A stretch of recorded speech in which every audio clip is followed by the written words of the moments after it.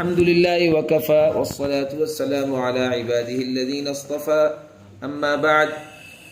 شعر نمبر 119 کلمہ نمبر 7. ہاں جی، یہ ہم آج دیکھتے ہیں شنعان کا کلمہ ہے. اور آگے جتنے بھی اشعار ہیں نا 119 سے لے کر 131 تک، امید ہے ہم آج یہاں تک تو چلے ہی جائیں گے. 119 سے لے کے 131 تک ہر شعر، پورا شعر ایک ایک مسئلے کے بارے میں ہے. ٹھیک ہے، 119 سے لے کے 131 تک ہر شعر، پورے شعر میں ایک ایک مسئلہ ہے. تو ہم ایک ایک شعر ایک ایک مسئلہ، ایک ایک شعر ایک ایک مسئلہ. تو چلیے شعر نمبر 119 مسئلہ نمبر 7. وَنُونَ شَنْعَانُ مَعًا لِلْجَعْفَرِ وَلِلْمُسَيَّبِ بِتَسْكِينٍ قُرِي.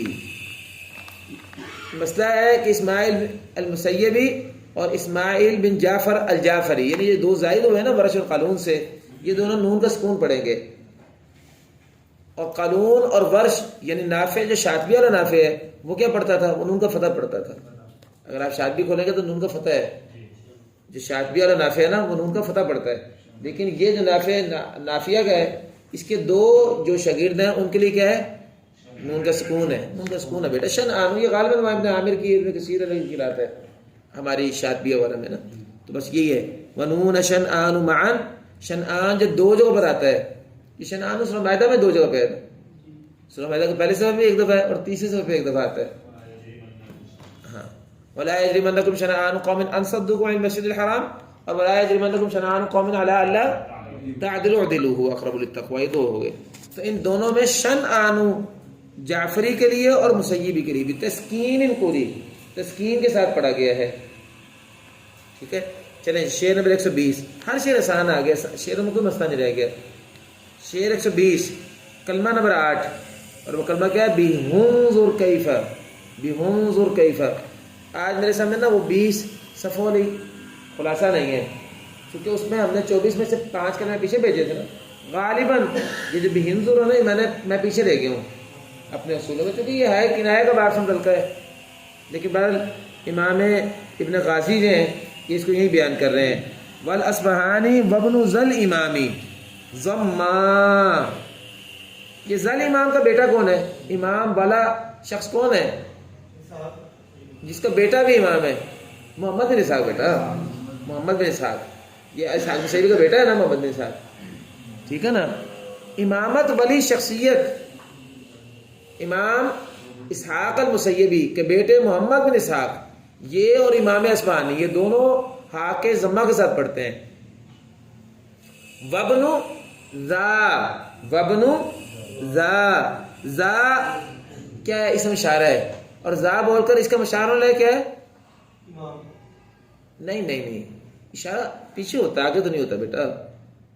ویسے میں نے ترجمہ ذل امام کو یہ کیا، لیکن ذرا ترجمہ دقیق ہو کرے تو ذا کا مشارہ لے پیچھے کیا ہے؟ دیکھیں ذرا آخری ترین ولی مسیح بھی ہے نا پیچھے، وہ ہے مشارہ لے. یعنی وہ والا امام جو پیچھے ابھی آگے آنکھوں میں گزرا ہے. ذا کا مشان اللہ ولی مسیح بھی اوپر شعر میں، اور الامام وہی امام ہے اس کو، یعنی الامامی المسیبی، اس کا بیٹا محمد بن اسحاق. جو کہ اصفہانی اور محمد بن اسحاق ضمہ، یہ دونوں ضمہ دیتے ہیں. بِهُنْظُرْ كَيْفَ جو سورہ نام میں آتا ہے، انہوں نے آپ ضمہ پڑھا، حالانکہ باقی کاری آپ کسرہ پڑھتے ہیں. چلیں شعر نمبر 121 کلمہ نمبر 9. یہ مشہور مسئلہ آپ کو پتہ ہی انا اللہ وغیرہ کا، شاطبی وغیرہ میں ورش اور قالون دونوں کے لیے انا اللہ ہے نا. ایک آدھ جگہ پہ قالون کا خلف بھی ہے شاطبی میں، تو اس بارے میں کہتے ہیں وہ انا اللہ مدہ. مدہ جو ہے امر ہے جی، مدہ امر ہے. مدہ یا مدو سے مدہ، مدی، مدو، امدد. اور مدہ یہ ماضی مجہول بھی ہو سکتا ہے، ہم امر ہی بناتے ہیں میرا خیال ہے. اور انا اللہ میں مد کر تو اس کلمے کی واسطی کے لیے، کون ہے واسطی؟ ابو عون واسطی. والمروزی، اور مروزی کے لیے ابو نشید مروزی. ان دونوں قراء کے لیے آپ نے انا اللہ کلمہ جو 3 صورت میں ہے، یہ صورتیں ویسے میں نے وہ جو ہے نا ہمارا 20 صفحہ والا، اس میں ہر ایک کی صورتیں لکھی ہوئی ہیں. وہ 3 صورتیں ہیں سورہ اعراف، شعراء اور احقاف. سورہ اعراف، شعراء اور احقاف. ان تینوں صورتوں میں انا اللہ جو آتا ہے اس کو دو قراء ابو عون واسطی اور ابو نشید مروزی مد کے ساتھ پڑھیں گے. واضح؟ باقی قراء کیا پڑھیں گے؟ مثل حفص حذف الف سے. وخذ بالفارط یہ وزن شرعی ہے جی. پیچھے بھی گزرا تھا انداز. فارط میں نے آپ کو بتایا تھا، حدیث میں آیا تھا کہ انا فراتکم، اللہ کو سنے اپنے بارے میں فرمایا بالکوثر. لوگ جو ہیں وہ میدان معاشر میں حساب کتاب کر کے فارغ ہوں گے یا وہاں کھڑے شدید پیاسے ہوں گے، سورج سوا نیزے پہ آ جائے گا تو اللہ کے رسول صلی اللہ علیہ وسلم اس وقت کہاں ہوں گے؟ آپ سب سے پہلے وہاں پہنچ جائیں گے. فارط وہ سب سے پہلے آگے بڑھنے والا، اس کو کہتے ہیں فارط. وخذ بالفارط، اور آپ اس معاملے میں فارط بن جائیں. کس معاملے میں؟ یعنی اس مسئلے میں فارط بن جائیں، یعنی آگے بڑھ کر اس اختلاف کو لے لیجیے. صرف وزن شرعی کے لیے لفظ بولا ہے وخذ بالفارط، اور آپ آگے بڑھ کر اس مسئلے میں فارط بن جائیں. جی ہمارے کلمے ہو گئے 9. اب 10واں کلمہ 122. 10واں کلمہ 122. اچھا ایک آدھ جگہ پہ نا بیٹا میں نے آپ کو بتایا کہ 2 وجہ بھی ہیں. ہاں جی بعض جگہ پہ 2 وجہ بھی ہیں. یہ الدر اللوامی میں دیکھیں، اور اس شاطبی میں بھی ہے. بعض جگہ پہ قلم کی 2 وجہ ہوتی ہیں، یعنی ابو رشید ہے نا قلم کا طریق. بہرحال اس سلسلے میں آپ کے لیے عمدہ ہے تکمیل المنافع. جہاں 2 وجہ آ جائیں، اگر یہ کتاب تفسیر ابن درر سے 2 وجہ نہیں نکل رہی نا، پکی بات ہے اس کی اثر ہے الدر اللوامی ہے، اس میں 2 وجہ ہوگی وہاں، اور اسی کو لے کے تکمیل المنافع نے اس کو بیان کیا ہوگا. اچھا بعض شارحین نے خود بالفارط کا مطلب بیان کیا ہے. وہ کہتے ہیں کہ خود بالفارط کا معنی ہے مد کا اختلاف جو ہے وہ آپ پکڑ لیجئے وہاں سے. بعض نے خود بالفارط کا مطلب مد بھی لیا ہے، یعنی آگے بڑھ کے بعد کا اختلاف لے رہے ہیں. کیا مطلب یہی کہ جو پڑھنے والے ہیں الف وہ کون؟ ابو واسطی ہے، تو ابو واسطی کا تو قصر ہی ہوتا ہے نا. اور ابو نشید جو ہے اس کے لیے مد ہے، تو مد کا مطلب کیا؟ 4 حرکت ہے. یہ فارغ کا مطلب بعض نے یہ بھی لیے. چلیں شعر نمبر 122 کلمہ نمبر 10. وَيَحْيَا مَنْ حَيَّ عَنْ بَيِّنَةٍ سورۃ انفال، 10ویں پارے کا پہلا صفحہ. اس میں قاضی کے لیے 2 وجہ ہیں جی. اسماعیل قاضی کے لیے، قلون کا جو تیسرا شاگرد ہے نا. باقی سب قاری جو ہیں وہ فک ادغام کے ساتھ پڑھتے ہیں. فک ادغام کے ساتھ کیا مطلب؟ حَيَّ وَيَحْيَا مَنْ حَيَّ عَنْ بَيِّنَةٍ، جبکہ القاضی جو ہے یہ کیا پڑھتا ہے؟ حَيَّ اور حَيَّ دونوں 2 وجہ ہیں اس کی. چلیں وَحَيِّ اُفْكُكْ، حَيِّ میں آپ فک ادغام کریں، فک کا معنی کھولنا. وَادْغِمْ وَادْغِمْ، اور ادغام کیجئے. للقاضی، قاضی کے لیے. وفک کا امر ہے، اور آپ کھول دیجئے ادغام. للباقین، باقی تمام قاریوں کے لیے. بالتراضی، رضامندی کے ساتھ. وہ باہمی ایک دوسرے کے ساتھ راضی ہیں اس بات پر. یہ وزن شرعی ہے. اب مقدم وجہ کیا ہے؟ تکمیل منافع میں دیکھیں، تکمیل منافع مقدمہ خلق تمام کرواتا ہے. نہیں تو وہ جو منجرہ کا مصدرہ ہے نافعیہ کو، اس میں دیکھیں جو مقدم وجہ وہ اس میں مقدم ہوگی قاضی کے لیے. ہمارے کلمے ہو گئے 10، شعر ہو گئے 122، اور آج کا سبق ہو گیا 4 شعر. 5واں شعر آج کے سبق کا. ٹوٹل کے اعتبار سے 123واں شعر، اور کلمات کے اعتبار سے 11واں کلمہ. باقی ہمارے جو 20 کلمے ہیں یہ 19 ہیں. 10 صفحے والے وہ آپ دیکھ لیجیے گا. میں نے آپ کو بتایا کہ آج میرے پاس ہے ہی نہیں. اس میں کلمہ نمبر کیا ہے؟ چونکہ وہ بھی حنظر پیچھے چلا گیا نا، تو کلمے وہاں کم ہو گئے ہوں گے، تبدیلی ہو رہی ہے. چلیں جی. وسکن الضم براء قربۃ عیسی واسحاق بنص التوبہ الا انہا قربۃ لہم. یہ بھی پہلا صفحہ ہی ہے جی 10ویں پارے کا سورۃ توبہ. 2 قراء قلون عیسیٰ ابن مینا اور اسحاق المسیبی، دونوں کے لیے ضمہ کی جگہ پہ سکون ہے. دونوں کے لیے ضمہ کی جگہ پہ سکون ہے. قرات بیان کی قید سے، قرات بیان کی ہے قید سے. وسکن الضم، ضمہ کو سکون دیا ہے قربہ کی راہ میں. عیسیٰ ابن مینا، عیسیٰ ابن مینا الاصم، قلون عیسیٰ ابن مینا الاصم، انہوں نے سکون دیا ہے. اور اسحاق نے بھی وہ کلمہ قربہ بنص توبہ جو سورۃ توبہ کی نص میں آیا ہے، یعنی جس کی نص توبہ میں ہے. تو کیا بات نکلی کہ یہ 2 قاری جو ہیں یہ سکون دیتے ہیں، اور باقی کیا دیتے ہیں؟ ضمہ. یہ قید سے اس لیے بیان کیا کہ ورنہ سکون کی ضد کیا بننی تھی؟ فتح. الا انہا قربہ بننا تھی. باقی قاری کون رہ کون گئے؟ ورش اور اسماعیل جعفری، یہ دونوں جو ہے قروبۃ پڑھتے ہیں. اور یہ ورش کے لیے آپ نے شاطبیہ میں قربہ ہی پڑھا ہے، علینا قربہ پڑھتا ہی ورش ہے، لیکن وہاں چونکہ جعفری تھا نہیں، جعفری کا اضافہ جو ہے ابن غازی نے تفسیر کی دور میں کر دیا۔ چلیں جی، شعر نمبر 124، کلمہ نمبر 12 والفتح فی یومئذ للجعفر فی ہود والنمل وسأل فاکسری۔ ہاں جی، یومئذ 3 صورتوں میں آتا ہے، اور تینوں صورتوں کا ذکر ابن غازی نے خود ہی کر دیا، سورۃ ہود، سورۃ نمل، سورۃ معارج۔ ان تینوں صورتوں میں کلمہ یومئذ میں نافع جو فتح پڑھتے ہیں، نافع جو فتح پڑھتے ہیں، اس فتح کو اسماعیل ابن جعفر جعفری نے تینوں صورتوں میں کسرہ سے پڑھا ہے۔ یومئذ کی بجائے کیا پڑھا؟ یومیئذ۔ اب شاطبی میں تو یومئذ ہی ہے، یومیئذ پڑھنے کے بعد دوسرے قاری ہیں سبا میں سے نافع کے علاوہ، لیکن یہاں جعفری جو ہے وہ یومیئذ پڑھتا ہے۔ واضح ترجمہ، والفتح فی یومئذ للجعفر فی ہود فاکسری، وہ فتحہ جو یومئذ کی میم میں ہے جعفری کے لیے فاکسری، اس کو کسرہ دے تو۔ یہ بھی قرات قید سے بیان کی ہے، کیونکہ کسرہ کی ضد کیا ہوتی ہے؟ فتح۔ ویسے اگر نہ بھی بیان کرتے تب بھی ضد سے بھی یہ نکلنا تھا، لیکن وہ پھر شعر کے ضرورت کے اعتبار سے انہوں نے والفتح ساتھ قید لے آئے، ورنہ ویسے فتح کی ضرورت نہیں تھی کہنے کی۔ چلیں 12 کلمے ہو گئے، شعر 124 ہو گئے، اور آج کے سبق میں ہم نے 6 شعر پڑھ لیے۔ آج کے سبق کا 7واں شعر کلمہ نمبر 14، کلمہ نمبر 13، غلطی سے 13، وشذ من لنجل اسحاق قرا بالقصر فی استفہام ما تکرر۔ استفہام مکرر جو ہے بیٹا، اس کے بارے میں آپ کو میں نے پیچھے بتایا تھا کہ سورہ یونس کے شروع میں استفہام مکرر کا مسئلہ بیان ہوا ہے۔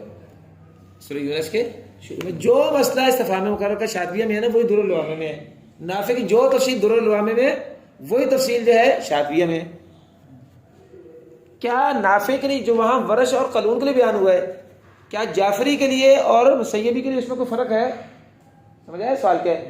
کوئی فرق نہیں ہے جی، وہی حکم ہے، وہی حکم ہے جو قلون اور ورش کے لیے تھا، جو نافع کے لیے بیان کیا جاتا تھا۔ وہاں نافع مراد 2 راوی تھے، اب یہاں نافع مراد 4 راوی ہیں۔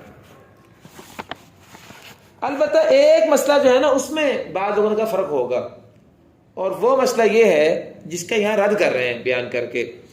وہ مسئلہ یہ ہے کہ ورش کے علاوہ باقی تینوں قاریوں کا عام مذہب کیا ہوتا ہے؟ حمزتین میں سے پہلا حمزہ مفتوح، دوسرا مکسور ہو تو نہیں، تسہیل مال ادخال، تسہیل مال ادخال۔ البتہ استفہام مکرر میں کہا جاتا ہے کہ محمد بن اسحاق کی ایک شاذ رائے یہ بھی ہے کہ محمد بن اسحاق استفہام مکرر والے حمزتین میں عدم ادخال بھی پڑھتے ہیں، گویا ان کے لیے استفہام مکرر میں عام قاعدے کے برخلاف ادخال و عدم ادخال 2 وجہ ہیں۔ سمجھ آئی بات کی؟ قاعدے کے مطابق تو ایک ہی وجہ نا تینوں حجازیوں کے لیے، لیکن کہا گیا ہے کہ استفہام مکرر میں یہ فرق ہے عام قاعدے سے، اور امام دانی رحمۃ اللہ علیہ نے اس بات کو لکھا کتاب التعریف میں۔ اصل میں یہ ان کی نسبت سے یہ بات کی وضاحت صاحب تفسیر درر نے بیان کی ہے، لیکن دانی نے دونوں وجوہ لکھنے کے بعد یہ کہا ہے کہ میرا اخذ اور اعتماد ادخال پر ہے۔ کتاب التعریف میں وضاحت ہے، دانی نے اس میں قول نکل کیا ہے محمد بن اسحاق سے، لیکن دانی نے دونوں کو ذکر کرنے کے بعد کیا کہا ہے کہ جو میرا اپنے اساتذہ سے میں نے پڑھا وہ ادخال ہی پڑھا ہے۔ نتیجہ کیا ہوا کہ قاعدے کے مطابق ادخال ہی ہوگا، استفہام مفرد ہو یا استفہام مکرر ہو۔ استفہام مفرد وہی ہے جو کہ استفہام مکرر ہو، استفہام مکرر میں کیا ہے؟ صرف ادخال ہی ہے۔ دانی نے ذکر تو کیا دوسری وجہ کو، لیکن بیان کر کے انہوں نے اپنی فیصلہ بھی دے دیے۔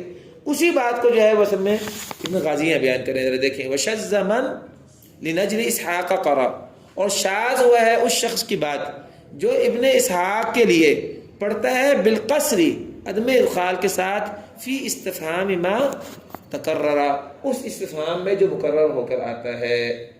یہ 11 مواضع ہیں اور 22 کلمات، اور 22 کلمات میں پہلا حمزہ مفتوح، دوسرا حمزہ مکسور ہے، اور قاعدے کے مطابق جو استفہام مفرد کا قاعدہ ہے حجازی سب کے لیے بشمول محمد بن اسحاق کے تسہیل والے ادخال ہے۔ تو یہ ایک قول جو ہے جو امام دانی نے کتاب التعریف میں بیان کیا تھا کہ نہیں، استفہام مکرر میں 2 وجہ ہوتی ہیں، اور امام دانی نے خود بھی کہہ دیا کہ میں نے ایک ہی وجہ ادخال ہی پڑھی ہے قاعدے کے مطابق۔ اسی بات کو یہاں ابن غازی نے مزید بیان کر کے آپ کے لیے ایک بطور فائدہ بات بیان کر دی۔ تو گویا کہ 24 میں سے یہ جو مسئلہ ہے، یہ مسئلہ صرف تنبیہ ہوئی، مسئلہ نہ ہوا پھر یہ یہ مسئلہ صرف تنبیہ ہوئی، مسئلہ نہ ہوا. تو گویا کہ ہم نے جو 24 کلمات شمار کیے تھے وہ 24 بھی نہیں بنے بلکہ 23 ہو گئے جی. اور آپ کو یاد اگر ہوگا تو میں نے 23 کی بات آپ سے کی ہوئی ہے پہلے. اگر آپ وہ 2 صفحے کا لیں نا نوٹس میرے، یا غالباً آپ نے، میں نے کسی نہ کسی کا 23 آپ کو بتایا ہوا پہلے کہ فرشی کلمات کا فرق 23 میں پڑا ہے. کلمات کتنے ہیں؟ 24. یہ ایک کلمہ جو ہے یہ صرف بطور تنبیہ ہے، کلمہ اختلافی تو ہے نہیں، تو 23 رہے گا نا پھر. چلیں بہرحال ہم اپنے شمار کے مطابق اس کو جو 13واں شمار کر رہے ہیں، چونکہ بہرحال جو چیزیں جن کو اس نے شمار کیا ان میں تو شامل ہے یہ. چلو جی، کلمہ نمبر 14 شعر نمبر 126. یہ لاکنہ کا مسئلہ ہے جی. لاکنہ کو ہمیں مثلاً اسحاق المسیبی کے الف کے ساتھ پڑھیں گے، جبکہ باقی 3 قراء کے لیے بغیر الف کے پڑھیں گے، جبکہ سبھی قراء بشمول مسیبی بغیر خلف وقفاً الف کے ساتھ ہی پڑھتے ہیں. والوقف بغیر خلفی کا یہ مطلب ہے. پڑھیں ترجمہ. ومدہ، اور آپ الف کے ساتھ پڑھیں. للمسیبی، مسیبی کے لیے سورہ کہف میں جو لاکنہ آتا ہے، مسیبی کے لیے سورہ کہف میں جو لاکنہ آتا ہے اس کو الف کے ساتھ پڑھیں وصلاً، جبکہ باقی قراء کے لیے کیا ہوگا؟ بغیر الف کے. اور وقفاً بغیر خلف سب کے سب جو ہیں وہ الف کے ساتھ ہی پڑھتے ہیں. والوقف بغیر خلفی کا مطلب یہ ہے یعنی وقفاً اسحاق المسیبی بھی، اور باقی جو وصلاً لاکنہ پڑھتے تھے وہ وقفاً کیا پڑھیں گے؟ لاکنہ. گویا کہ پورا نافع بشمول طرق عشرہ سب کے سب وقفاً الف کے ساتھ ہی پڑھتے ہیں. یہ ہے معنی والوقف بغیر خلفی کا. باقی وصلاً جو ہے 2 قراءتیں ہیں.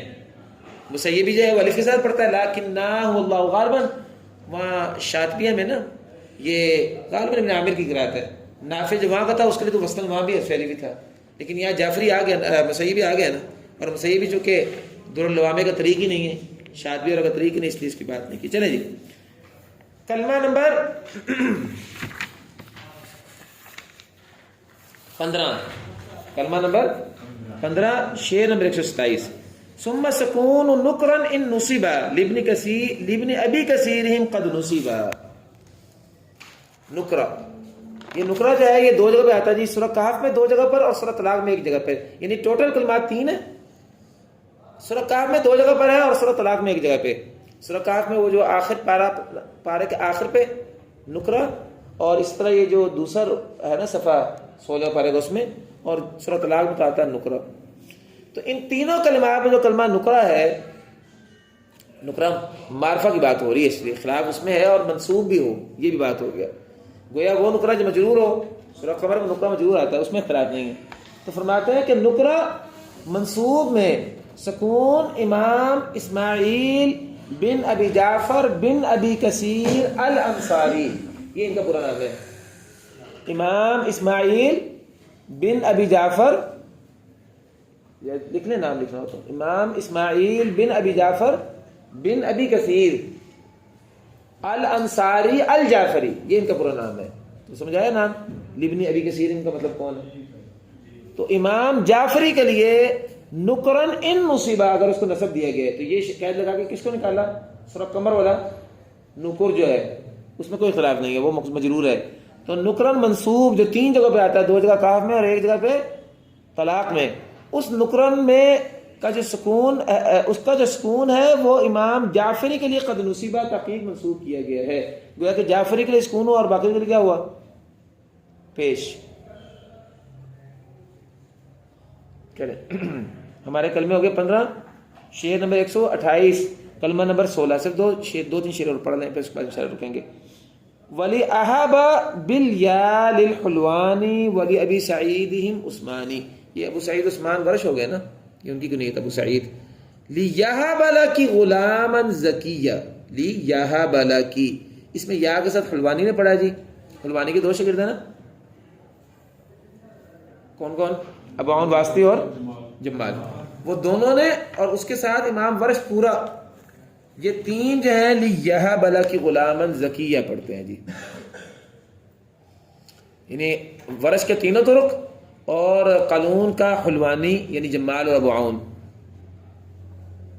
مفہوم مخالف سے پتہ چلا، باقی تمام طرق سے یعنی قالون کے ابن شیش سے بھی اور قالون کے قاضی سے بھی اور جعفری اور مسیبی سب سے جو ہے لِأَهَبَ لَكِ غُلَامًا زَكِيًّا.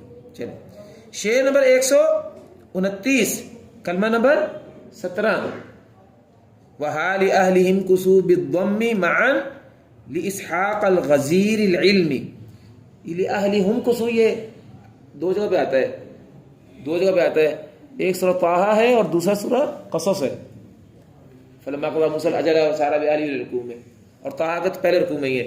تو دونوں جگہ پر لِأَهْلِهِمْ كُسُوا جو ہے اس میں ضمہ پڑھتا تھا. وہاں اگر آپ یاد کریں شادبی میں حمزہ، نافع تو لِأَهْلِهِمْ كُسُوا پڑھتا تھا، حمزہ پڑھتا تھا لِأَهْلِهِمْ كُسُوا. یا نافع کا ایک شاگرد اسحاق المسیبی جو ہے، یہ جو ہے جو غزیر العلم ہے، غزیر العلم کا معنی کثیر العلم، غزیر العلمی ای کثیر العلم، وہ ہا کے ضمے سے پڑھتا ہے. وہ باقی تین قاری ورش، قالون اور جعفری یہ تینوں جو ہیں وہ کسرے سے ہی پڑھتے ہیں، جیسے کہ شاذبی میں نافع کی قرات ہے. الغزیر العلمی، یہ غزیر مضاف ہے اور العلمی مضاف الیہ ہے، لیکن مضاف پر الف لام کیوں آیا ہوا ہے؟ چونکہ یہ اسم فاعل ہے، صیغہ صفت ہے، صیغہ صفت کا پر الف لام آ جاتا ہے نا. والمقیم الصلاۃ ومما رزقناہم ينفقون، تو الف لام آیا ہوا اس پر. اور باقی الغزیری پر زیر کیوں ہے؟ یہ اسحاق کی صفت ہے. چلیں شعر نمبر 130 کلمہ نمبر 18. اور اس کلمہ نمبر 18 کے تحت 3 کلمے ہیں. پہلے بھی ہم نے کہا تھا فَلْيَقْطَعْ فَلْيَنْظُرْ ایک، ثُمَّ لِيَقْضُوا تَفَثَهُمْ دو. یہ دونوں کلمے جو ہیں سورہ حج کے ہیں. اور وہ کلمہ جو سورہ روم سے اوپر والی صورت میں آتا ہے، وہ کون سی سورہ روم سے اوپر والی صورت؟ سورہ عنکبوت، اس کا آخری رکوع میں وَلْيَتَمَتَّعُوا فَسَوْفَ يَعْلَمُونَ. ان 3 کلمات کے اندر یہ کہتے ہیں، پڑھیں ذرا، وَوَرْشٌ لِيَقْطَعَ وَلْيُوفُوا کسرا. یہ تثنیہ کا صیغہ بھی ہو سکتا ہے، کیونکہ اگر انصاری آ رہا ہے نا، یہ دو ہیں. انصاری کون ہے؟ جعفری کا نام ہے. جعفری اور ورش دونوں جو ہیں یہ کسر دیتے ہیں، یا کسر الف وزن شعری کا ہے. وَمَعَهُ بس نہیں، ٹھہر جائیں غلطی ہوگی دوبارہ. لیقطع اور وَلْيُوفُوا میں تو صرف ورش کسرہ دیتے ہیں. لیقطع اور وَلْيُوفُوا وَلْيَقْضُوا میں ان دو میں تو صرف ورش کسرہ دیتے ہیں. جبکہ وَلْيَتَمَتَّعُوا جو روم تو اوپر والی صورت ہے، اس میں اس ورش کے ساتھ الانصاری جرا، انصاری بھی جاری ہوا ہے. ٹھیک ہے جی. یعنی سورہ عنکبوت والے کلمے میں 2 قاری دیتے ہیں کسرہ، جبکہ جو سورہ حج والے دونوں کلمات ہیں اس میں صرف ورش کسرہ دیتے ہیں. ورش کے 3 کلمات ہو گئے اور جعفری کا 1 کلمہ ہو گئے صرف. تو اس لیے کسرہ کا الف جو ہے شعری کا ہی ہے، تثنیہ کا نہیں ہو سکتا. چلیں ہمارے کلمے ہو گئے 18 اور شعر ہو گئے 130. آخری شعر ہم آج کا پڑھتے ہیں، اس کے بعد انشاءاللہ ہم روکتے ہیں. شعر نمبر 131 کلمہ نمبر 19. وَلِبْنِ سَعْدَانَ أَتُمِدُّونَنِي، کلمہ أَتُمِدُّونَنِی مَعَلِم سورہ نمل والا. حذف أَتُمِدُّونَنِی أَتُمِدُّونَنِی، 2 نون ہے نا، تمام قرات میں 2 نون ہے، حتیٰ کہ اشرا صغرا کبرا دونوں میں 2 نون ہے. آپ کو ذکر کروں، اشرا کبرا اشرا نافیہ میں صرف 1 کلمہ فرشی ہے جس کا اختلاف زیادہ ہو. فرشی اختلاف کا مطلب کیا ہوتا ہے؟ یعنی نوعیت نہیں پیدا ہوئی ہے. باقی تو آپ جو قراتیں پڑھ رہے ہیں وہ قرات کیا ہو رہی ہے کہ نافع کے لیے نہیں تھی، کسی دوسرے کے لیے تھی. شنعان مثلا نافع کے لیے نہیں تھا، اب نافع کے لیے بھی آ گیا شنعان سکون. لاکنہ میں لاکنہ نافع کے لیے نہیں تھا، لیکن اب نافع کے لیے بھی ایک وجہ آ گئی لاکنہ. اختلاف پہلے موجود ہے سبب میں، یا سلاسہ میں یا اشرا صغرا میں یا کبرا میں. وہ اختلاف جو فرش میں زائد ہو کر آیا، جو کسی قرات میں پہلے نہیں آیا، وہ کلمہ ایک ہی ہے، اور وہ کیا ہے؟ أتمدوننی. اس میں سب قاری أتمدوننی میں 2 نون پڑھتے ہیں، لیکن امام محمد بن سعدان 1 نون کو حذف کرتے ہیں. آگے اہل نحو کا اس بارے میں اختلاف ہے، ذرا سنیں کہ ان دونوں نونوں میں سے کون سا نون حذف ہوا ہے. أتمدوننی کا أتمدوننی، یہ 1 نون وقایا کا ہے اور 1 نون کیا ہے؟ أتمدون، نون عرابی ہے نا. أتمدون جمع کا نون آپ کہہ سکتے ہیں، چلو اس کو یہ نون عرابی کہہ لو. چلو نون وقایا کا حذف ہوا ہے کہ نون عرابی حذف ہوا ہے؟ کیونکہ واو جمع کا ہے. أتمدون میں نون وقایا کا حذف ہوا کہ نون جمع کا حذف ہوا ہے؟ دونوں میں کسی ایک بھی ماننے فرق کو نہیں پڑتا ہے، کیونکہ نون عرابی جو ہے وہ بھی حرف ہے، حرکت ہے. اس لیے اس کو نون رفیع کہتے ہیں نا. وہ مضارع کی علامت رفع ہے، حرف نہیں ہے، باقاعدہ حرکت کے مال میں ہے. اور جو نون وقایا ہے وہ بھی کوئی حرف نہیں ہے، وہ تو کسرہ کو بچانے کے لیے آتا ہے، کسرہ کو اپنے اوپر سے لے لیے، تو دونوں میں کوئی حذف کر دو، دونوں میں کوئی مسئلہ نہیں. لیکن ناویوں میں سے بعض کہتے ہیں کہ پہلا حذف ہوا ہے، بعض کہتے ہیں دوسرا حذف ہوا ہے. اس بارے میں یہاں بیان کر رہے ہیں، ذرا دیکھیں. وَلِبْنِ سَعْدَانَ تُمِدُّونَنِی حُذِف، اتمدوننی کے ایک نون حذف کر کے کیا پڑھتے ہیں؟ اتمدونی بمال فما آتانی اللہ، اتمدونی بمال فما آتانی اللہ، اتمدونی بمال فما آتانی اللہ. حذف، حذف نون بہ، اس کا نون حذف کیا گیا ہے. حذف نون بہ فی عینھا قد اختلف، واضح ترجمہ، فی عینھا قد اختلف، اس نون کے عین میں اختلاف ہوا ہے، اس کی ذات میں اختلاف ہوا ہے کہ کون سا نون حذف کیا گیا ہے ناویوں کا. فی عینھا قد اختلف، اس نون کے عین میں اختلاف ہوا، اس کی ذات میں اختلاف ہوا ہے کہ کون سا نون حذف کیا گیا ہے. بعض ناوی کہتے ہیں کہ نون رابی حذف ہوا، اور بعض کہتے ہیں نون وقایا حذف ہوا. آپ جو مرضی قول مان لیں، دونوں میں کوئی حرج نہیں ہے، کیونکہ نون تو تھا ہی زائد، رابی مانو تب بھی زائد تھا، وقایا مانو تب بھی زائد تھا. یا تھی جو بعد میں تھی اتمدوننی کی، وہ ویسے یا زائدہ ہے، واو حذف نہیں ہونا چاہیے تھا، لیکن نون وقایا میں سے کون سا حذف ہوا ہے اس میں کوئی حرج نہیں ہے. وآخر دعوانا الحمد للہ رب العالمین.